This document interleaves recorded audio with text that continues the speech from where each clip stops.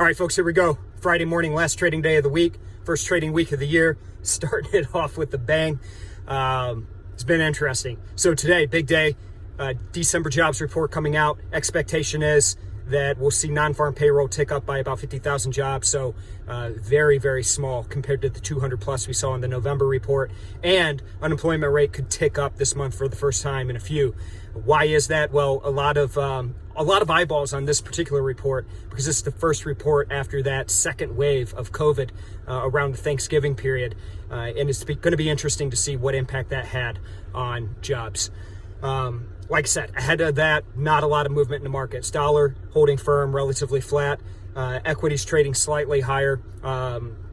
And oil, which has had a big week, up north of $51 a barrel now, up another 1.5%. So some definitely some interesting moves over in oil, some volatility to play at Nadex.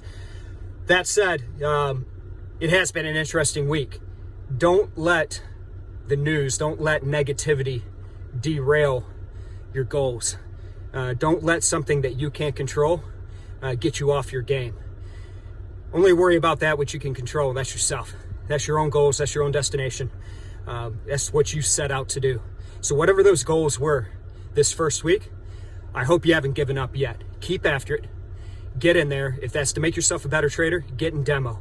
Watch some education. Stick to the plan. We got a big educational event coming up in just over a week, a one-day event. Go over to nadex.com, sign up for it today. Let's keep after it. Stay positive. Don't worry about that which is out of your control. All right, let's go get some. It's Friday. I'll check in with you again on Monday. Have a great weekend.